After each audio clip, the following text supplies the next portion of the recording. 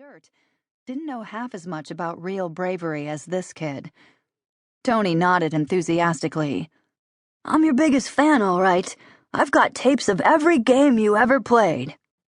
"That can't be that many. I had a short career." "But you are awesome. The best ever." Mack chuckled. "Better than Johnny Unitas in Baltimore? Better than Denver's John Elway? Better than Dan Marino in Miami?" "Way better," Tony said loyally. Mack turned to the Lady Doc. "The kid knows his sports legends." She gave him a wry look.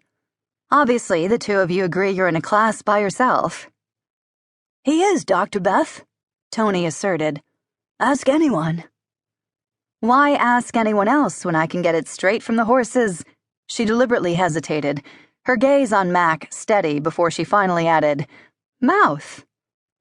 Mack had the distinct impression she would have preferred to mention the opposite end of the horse. He had definitely not won her over. Not yet, anyway. That was a challenge for another time, though, one he was surprisingly eager to pursue. For now, his focus had to be on Tony. "How about I sign your football for you?" he suggested to Tony. The boy's eyes lit up. "That'd be great! Wait till my mom comes tonight. She'll be so excited. She's watched all those tapes with me 1,000,000 times.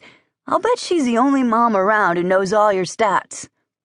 Mack read between the lines, but managed to keep his expression neutral at the hint that there was no father in this boy's life. He reached in his pocket and pulled out a valuable football card from his rookie year that he'd brought along.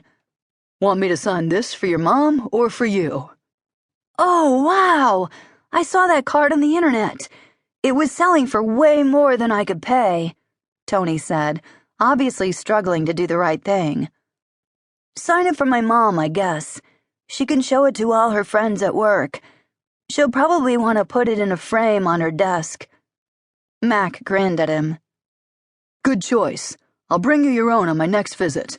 I think I can come up with one from my MVP year that's even more valuable, especially when it's signed." "You'll come back?" Tony asked, his eyes wide with disbelief. "Really? And we can talk about all the guys you drafted for this season? We really need that defensive lineman you got." "Tell me about it," Mack said. "Has he signed yet?" Mack grinned at his enthusiasm and his up-to-date knowledge. "Not yet. We're still bargaining." "He'll sign," Tony said confidently. "Who wouldn't want to play for your team?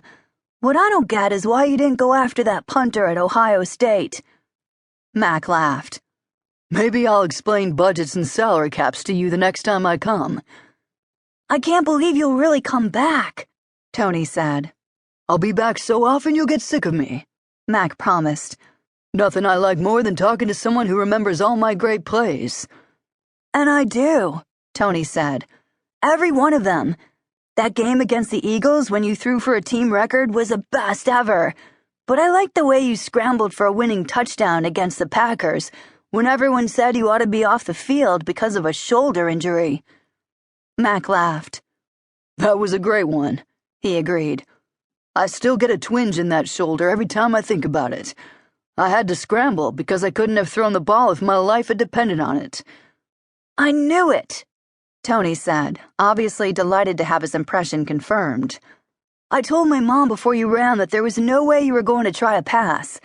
How come the Packers' defense didn't get that?" "Pure dumb luck," Mack admitted. "And just so you know, I shouldn't have stayed on the field. I could have cost us the game." "But you didn't. You won it," Tony said. "That doesn't mean it was the smartest play. It means I was showing off." "I don't care. It was a great play," Tony insisted. Mack laughed at the kid's stubborn defense.